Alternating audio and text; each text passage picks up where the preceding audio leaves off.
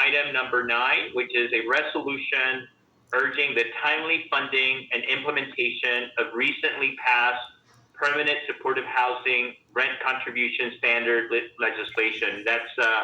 We had a number of speakers on this item. This is brought forward by member for Treasurer Morales. Treasurer Morales, and I know that I'm already a co-sponsor, so thank you for bringing this forward. The floor is yours. Thank you, Chair. Good evening, everybody, again.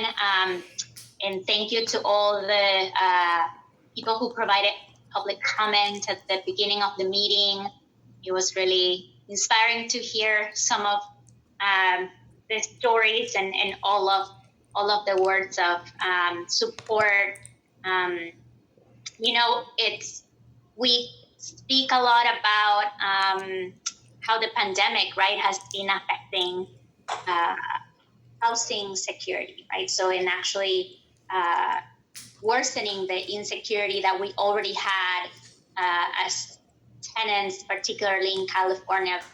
And in San Francisco, we know that we have a really big problem of lack of homes for our people living on the streets. And this resolution is precisely to help one of the most vulnerable groups, right, at risk of losing their homes. So supportive housing tenants are amongst this most at risk, right? And even though these tenants are very low income, as you heard during public comment, many pay over 50% of their income on rent.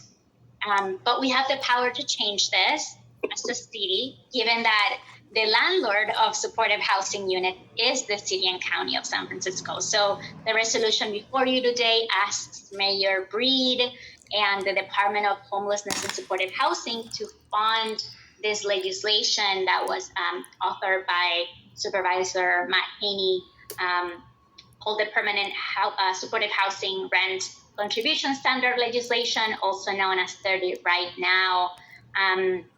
So it's critical, as I said, to support our supportive housing tenants. I think it's definitely a no-brainer.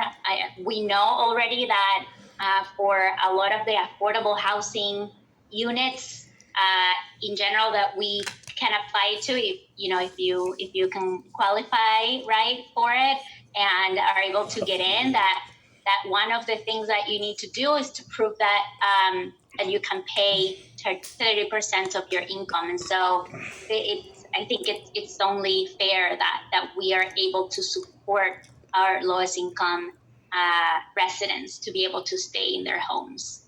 And also thank you to all of the co-sponsors, and also thank you, Jordan Davis, for being such a wonderful organizer and for bringing this issue to me. And with that, I am complete.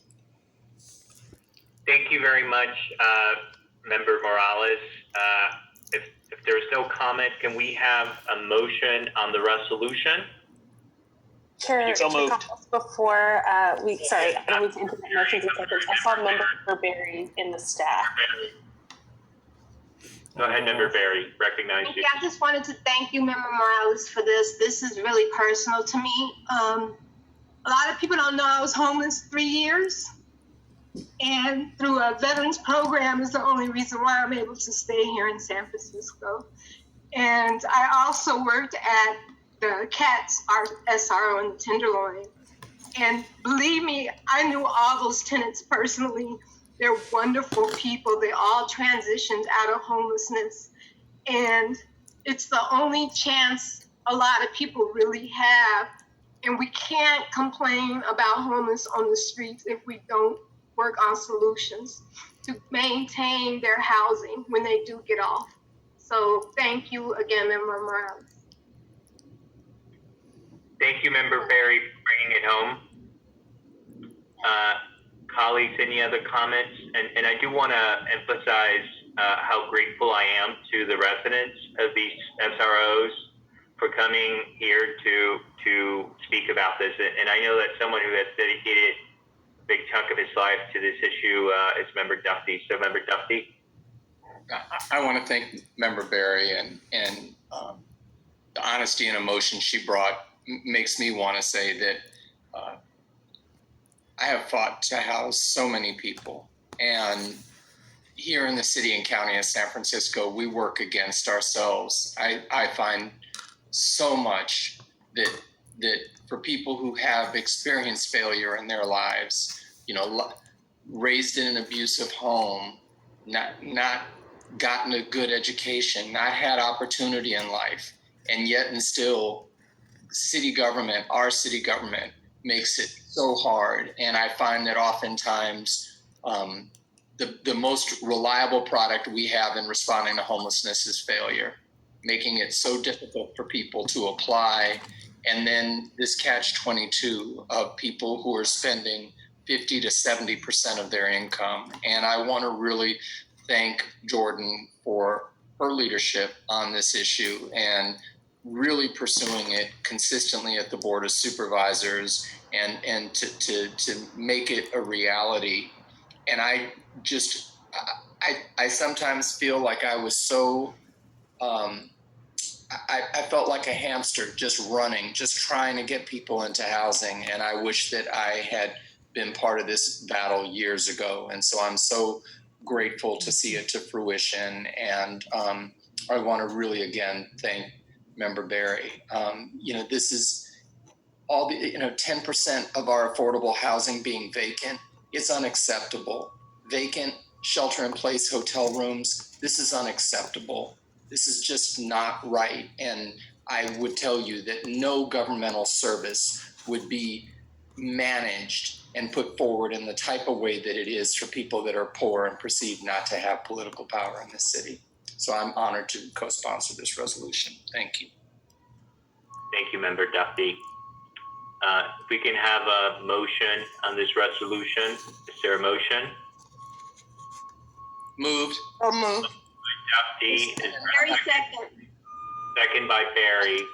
So motion by Duffy, second by Berry on the resolution, on the motion supporting this resolution. All those in favor say aye. Aye. Aye. Aye. Aye.